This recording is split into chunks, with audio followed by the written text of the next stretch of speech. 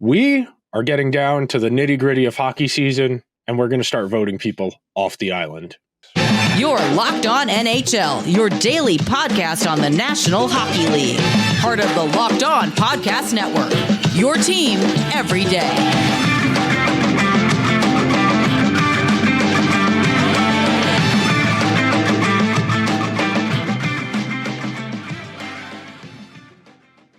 Hello, everyone, and welcome to today's edition of the Locked On NHL Power Rankings. I am Nick Sararis, joined by my co-host Hunter Hodes. Make sure you are subscribed wherever you get your podcast. We got the NHL league-wide covered every single day. And Hunter, we have got 1 through 32 power rankings for the first time in quite a while, and I was very happy to see everybody else agreed with me that the Panthers are the best team in the league right now. And I would like to start there because, frankly, I think they have two things going for them as far as why people feel so strongly about them. Number one, the results are there right now. They're playing like they're the best team in the league. And we just saw them go on a run to the Cup final with an iteration of the team that wasn't as good as this one, frankly. You know, like both Stahl brothers were playing on last year's Panthers team. The Panthers resurrected Oliver Ekman-Larsson. He's been really solid for them. Nico Mikkola's done a solid job, and they got Ekblad and Montour back in the mix. They don't have all their draft picks, and they're going to have to be strategic about what they add at the deadline. But Florida's a great team, man. Yeah, I mean, I was a bit scared for the Panthers entering the season, Nick, just because they were without two really key contributors for the first couple of months. But the Panthers said, oh, ho-hum, we're just going to get through that pretty easily, I might add. And then they get them back, and then it's been all systems go since then. They've won 6 in a row at this point. Matthew Tkachuk has really woken up these last several weeks. He started the season a bit slow, but he's slowly getting back to being one of the best players in the league, just like we saw last year. Sam Reinhart is having a ridiculous season for the Panthers as well. You brought up Ekman-Larsson. Sergei Bobrovsky in net, Nick. He is playing like we saw him play in the playoffs for the Panthers. And if he keeps that up into the playoffs, this is going to be a really tough team to beat. For the longest time, I feel like this season, I've said the Eastern Conference is not that good. I feel like there's a lot of mid to okay to just good teams. But I think at this point, we can safely say the Florida Panthers are the best team in the Eastern Conference, and I think they can beat any one of these teams in a 7-game series. We saw them beat last year's Bruins team, which is one of the best regular season teams we've seen in quite some time, and that Panthers team wasn't even that good. If they were to play them again this year, I think the Panthers wouldn't beat them in 7. I think they would beat them in potentially 5 or 6 with how good this team is. And you saw them beat Toronto. I think it would take, definitely less than 7 games to beat them again this time. I look around the Eastern Conference, and it's hard to not think that Florida is going to go 2 years in a row of getting back to the Cup final. This team is loaded top to bottom. They're getting good goaltending. Paul Maurice, I'll say, I honestly didn't think he was that good of a hire for the Panthers, but he has made me eat quite a bit of crow so far, to say the least. And I do think they're going to add at least one piece over these next couple of weeks to fully go all in for the season. Again, they don't have a lot of picks, but I think they're going to do just enough to get another piece. I don't think it's going to be Jake Gensel or anything like that, but Elliot alluded to in his blog, maybe someone like Riley Smith. That would be a kind of a cool reunion down in Florida. And honestly, based on his past success there, I think he could give them a little bit more scoring, at least more than he's doing in Pittsburgh right now. But the Panthers, yeah, I agree. I think they are the best team in hockey right now, and they should be the favorite to come out of the Eastern Conference and play in the final.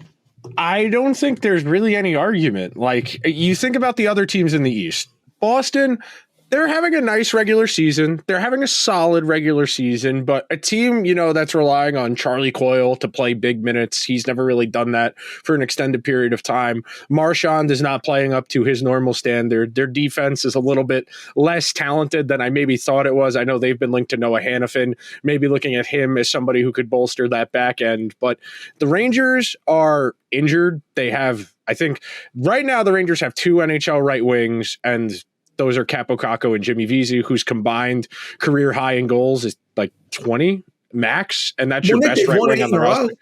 Yeah, I mean, they've got good wins in there, and that's not really. It's the same thing with Boston. I'll say the same thing I just said about the Bruins. I'll say about the Rangers. The Rangers are always a solid regular season team. Most nights, the Rangers have enough high end talent where those guys are going to be able to beat the other team's best guys, and they just pray their bottom six doesn't lose them the game.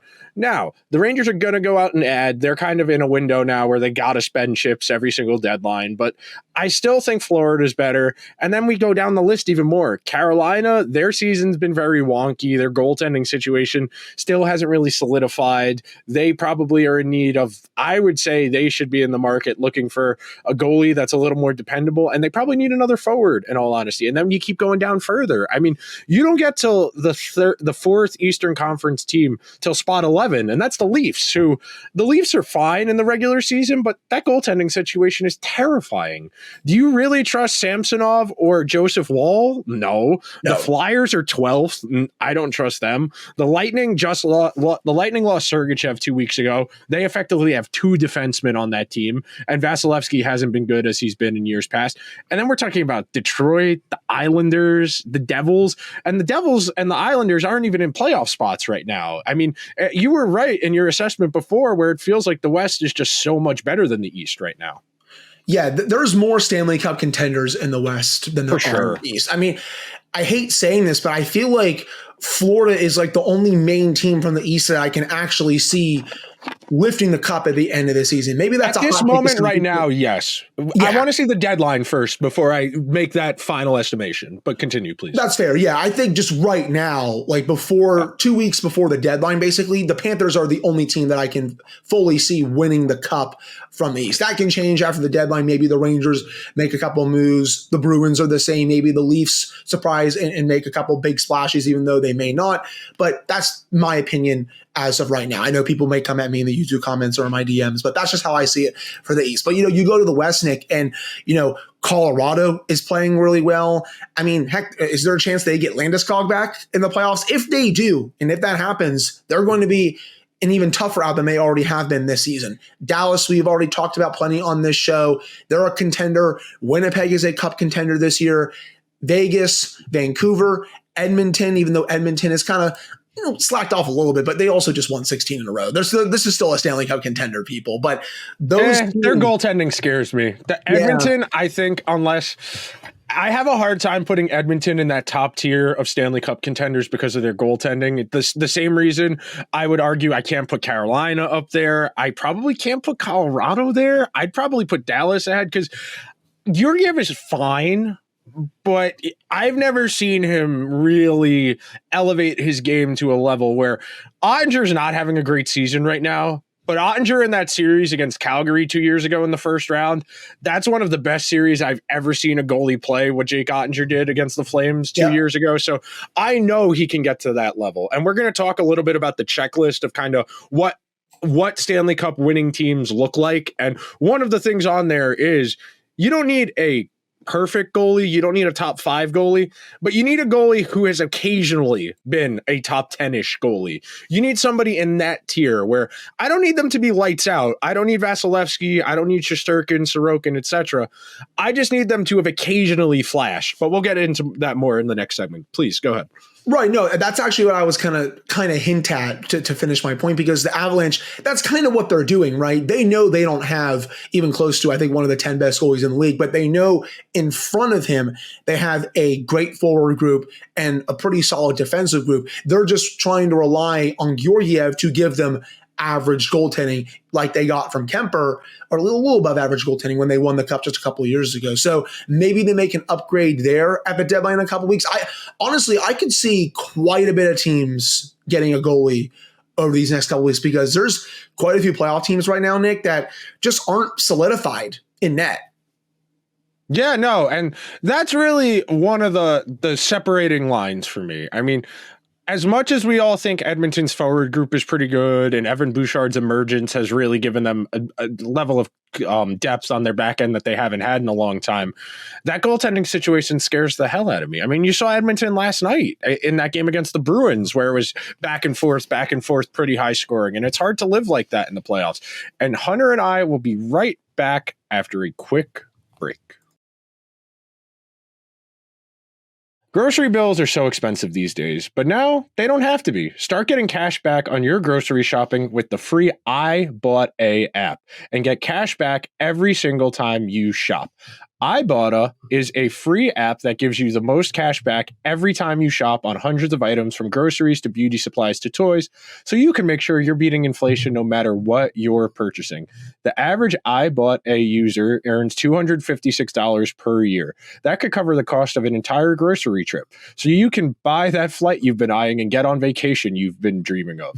Other apps give you points that don't amount to a whole lot. With Ibotta, just add your offers in the app, upload your receipt, and get real cash you can cash out to your bank account, PayPal's, or in gift cards. Join over 50 million users and earn cash back every single time you shop for over 2,700 brands and retailers, including Lowe's, Macy's, Sephora, Best Buy, and more. Right now, Ibotta is offering our listeners $5 for just trying Ibotta by using the code LOCKEDONNHL when you register. Just go to the App Store or Google Play, download the free Ibotta app to start earning cash back and use code LOCKEDONNHL. That's Ibotta in the Google Play or App Store and use code LOCKEDONNHL.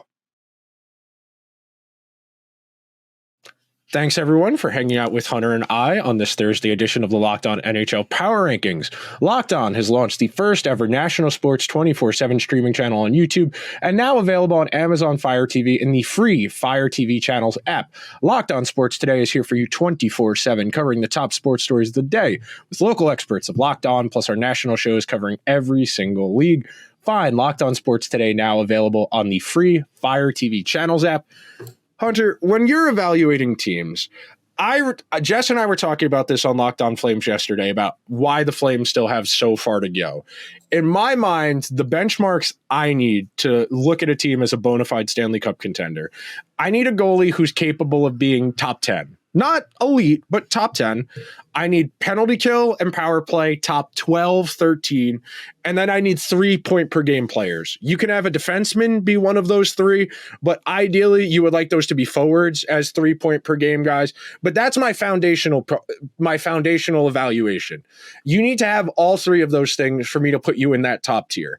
And then we can start arguing supporting casts, coaching, and more in-depth, nuanced approaches. But I feel like if you don't have those three things, you're not really in the conversation for me.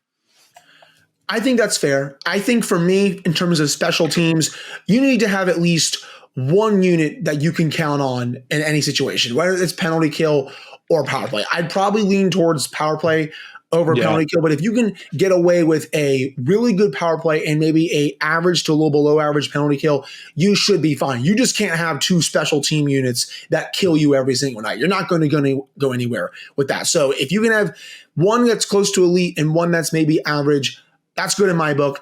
In terms of just talent overall, I need star talent if I'm going to consider you a Stanley Cup contender. I don't want just a bunch of dudes on the team. I want someone like a game breaker that can take over a game whenever, and preferably more than just one player, maybe two, maybe three. And if you look at the contenders right now in the NHL, Florida has a couple. You have the Rangers, that for them being a contender, they have a couple that can do that. The Canucks, obviously.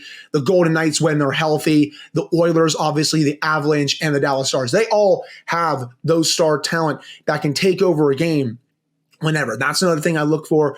Goaltending, I would agree with you on that. I want someone that can give me at least average goaltending. That's the one thing I look for. If you can get at least average goaltending, you can go really far in the playoffs as long as that goalie just doesn't crap the bed a little bit.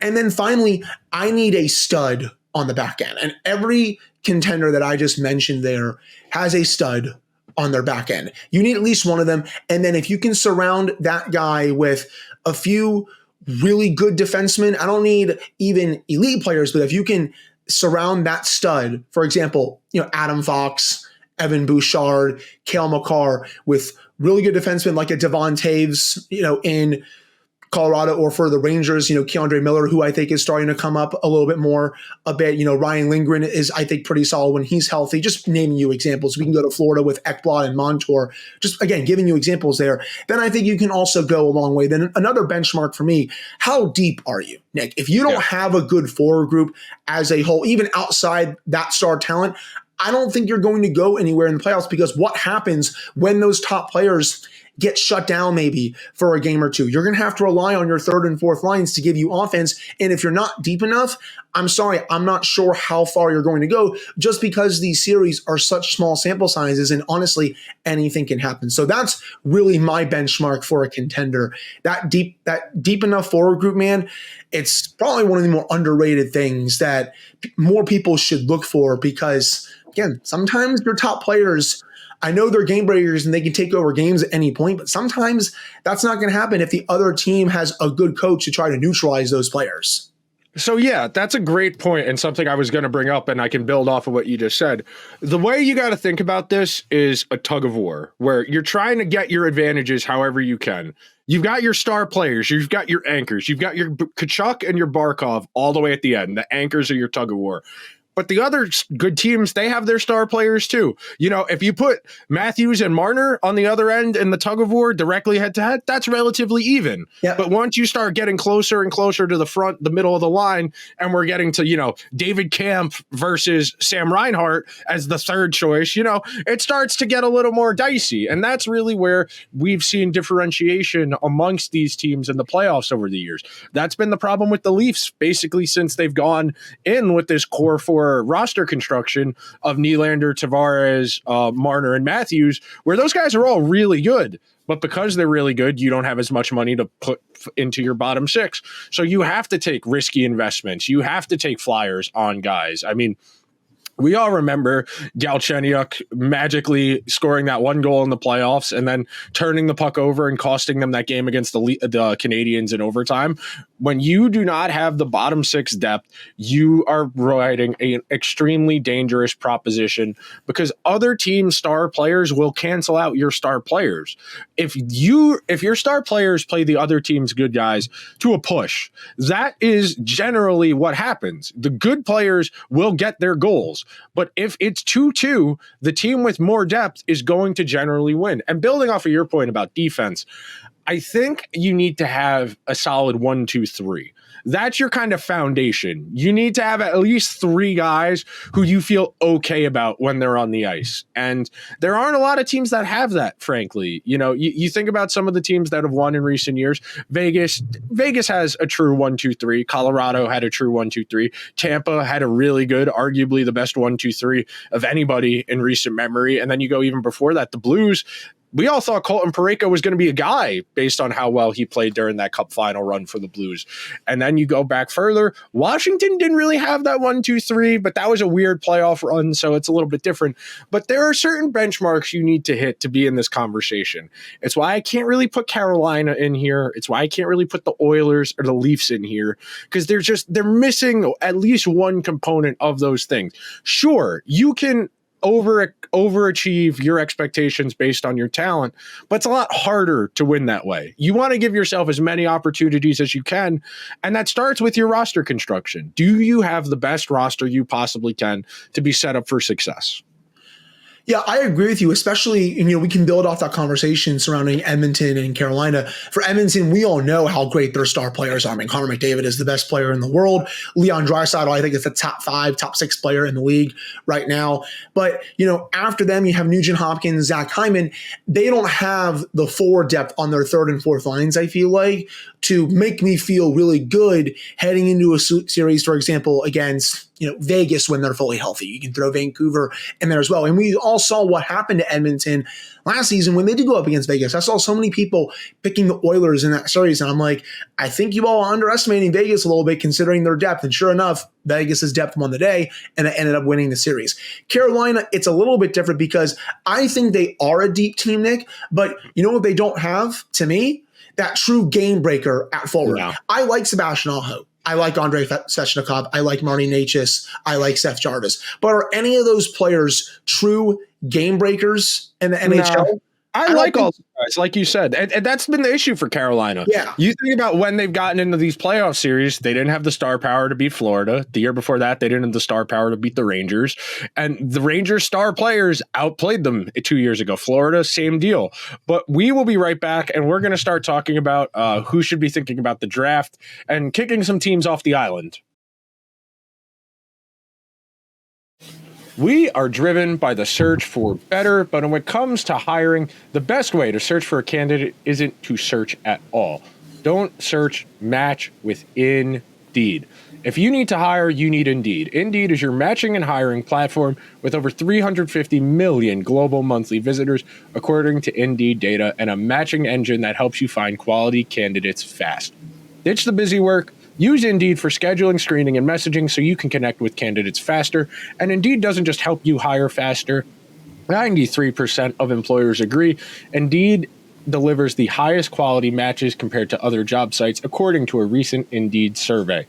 One of the things I love about Indeed is that everything is all in one place. I can take test applications to apply for jobs. I can arrange meetings. I can talk to recruiters directly, and it makes it a lot more direct and feels a lot more engaging than other job sites.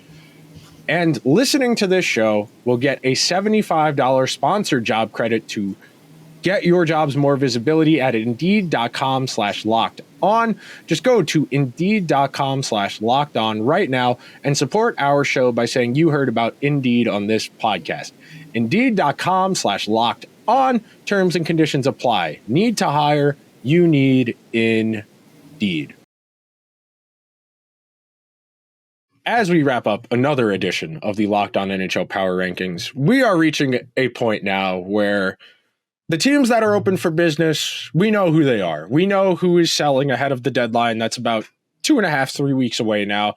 We know who is looking towards the draft. We know who is going to make the playoffs for the most part. There's probably 8 teams competing for 2 spots across both conferences at this point. And as you said in the opening segment in regards to the East, it's a whole lot of mediocre teams beating up on each other and preventing the rest from pulling away. I think the starting point here are our lottery team, top of the lottery type teams, Chicago, Montreal, Anaheim, San Jose. I think that's the starting point of our conversation. Is there anybody we should add to those 4 before we start trying to evaluate who's in the mix, who we should keep for another week? Nick, did we forget the Columbus Blue Jackets off there? We did. See, I think Columbus has talent, which is what's befuddling about why they're so bad. Like compared to the other 4 teams I just mentioned, Columbus has a decent roster. You know, they've spent a lot of money on on players who were formerly good, I should say, not good players. You think about a team that has Johnny Gaudreau, that has Jack Roslovic, that has Kent Johnston. I know Adam Fantilli's been hurt for a while. Zach Werenski is a decent NHL player. Ivan Provorov is a decent NHL player. Damon Severson is a decent NHL player. There is talent on that team, but it is so massively underperformed. But you're right. We can have them in this conversation for the purposes of a discussion. So weeding them out, like if we had to tier them, who do you think is the closest to being relevant? Montreal, Columbus? Closest to being relevant, I actually think I would go Montreal in that regard. You could make an argument for Columbus. Of course, my dogs are barking downstairs. They have a lot to say about this as well. But I would say Montreal just because I like a lot of what Kent Hughes is doing, Nick. I think he's been able to really stockpile assets in quite a few trades over the past couple of seasons to really just continue to try to build the foundation back up from this team. I think they're obviously going to be selling at the deadline here. I'm not sure how busy they're going to be. I mean, maybe Jake Allen gets moved for something. I'm sure they have a couple other players who they can move as well. I mean, there have been rumors about David Savard, but I don't really think he wants to move from Montreal. But I like a lot of what Kent Hughes is doing there. And I think it's only a matter of time, probably the next maybe few years, where Montreal is at least back trying to contend for a playoff spot. I like Nick Suzuki quite a bit. I like Cole Caulfield quite a bit as well. Columbus, I want to really see what they do with this new GM hire because Jarmo Kekalainen just kept trying to do so many kicks at the can with this team. Even heading into this year, he was like spending so much money as if the team was ready to compete for a playoff spot, but they were just never there. And I agree that Columbus has talent, but I mean, Johnny Gaudreau has 8 goals in 55 games this year. I mean, I can't even believe I'm saying that right now because Johnny Gaudreau, back when he was with Calgary, he was, I think, quite a bit better than this. I know you got Marchenko there, is solid. Fantilli's a good rookie. He's going to be really good for a long time. Boone Jenner has 18 goals. I mean, I think the Jackets, if they want to trade him, by the way, they could easily get quite a haul for him. But if I had to pick one, I would say of that group, it's probably Montreal. I mean, you could make an argument for the Ducks as well. They have a lot of young talent in their pipeline, and that's coming up really soon. But I still want to see them, actually get out of the basement before I fully argue for them. Okay. So then that leaves us with the 2 California teams, who are both abominable. Anaheim had a nice start to the season. They were fun. Frank Vetrano may or may not get traded. Adam Henrique may or may not get traded. Trevor Zegras may or may not get traded. But that's basically all the Ducks are going to be brought up for in the next couple of weeks is, will they make another trade? What will they get in return? San Jose, they had Tomas Hertl get put on the LTIR. He had a knee thing, so he's done for the season. That Sharks team might be the saddest collection of players I have ever seen. I know this was the plan this season. They were going to stink on purpose, but it's different. Last year, we knew the Blackhawks were going to be an abomination. We knew the Blackhawks put together a roster trying to be bad, but San Jose feels so much worse.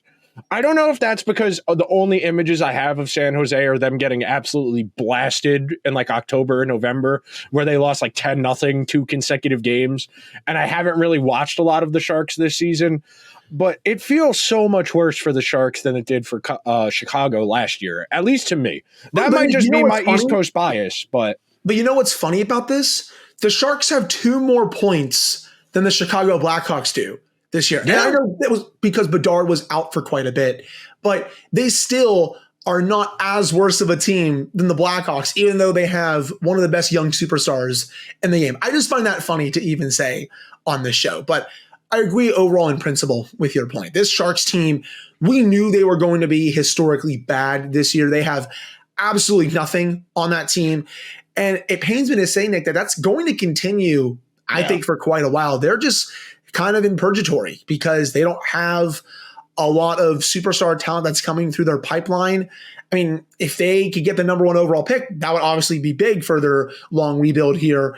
But there's just not anything going on there right now, man. And I feel really bad because that's a good fan base out in San Jose. They had the most wins of the Sharks. I was talking about this the other day with somebody because when I was at the Stadium Series game on Sunday, I was talking with somebody about this at the tailgate, and he was like, the Rangers had a really good run. They won a lot of playoff games. They just didn't get things to go their way. The Sharks were the only team last decade to win more playoff games than the Rangers without winning the Stanley Cup. Yep, that's the right. Sharks went to a couple conference finals. They only made the finals the one time.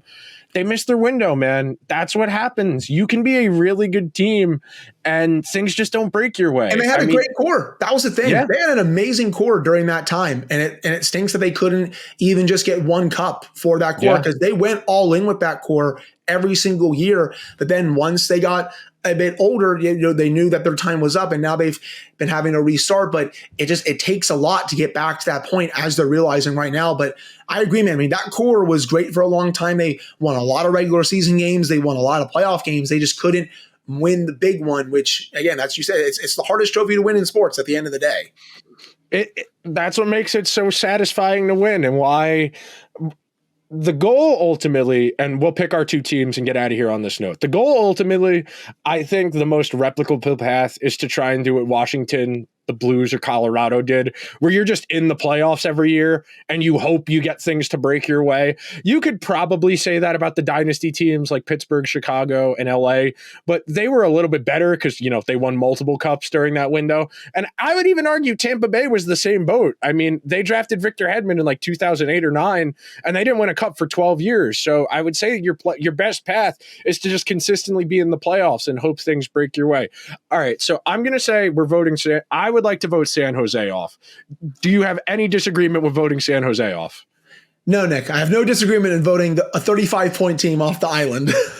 Is there? And then who do you think should be our other team off? Do you want to vote off Chicago, or do you want to keep them on there? Do you want to vote off the Ducks? Okay, I'm good with that. Yeah. San Jose and Chicago, the Calabrini Bowl for the kid who's playing at BU, who's going to be very good, but we shall see. That'll just about do it for this week's edition of the Locked On NHL Power Rankings. Make sure you are subscribed wherever you get your podcasts. Leave a 5-star review on Apple Podcasts, on Spotify. Throw us a like if you're watching over on YouTube. Hunter and I will talk to you guys next week. Until then, later.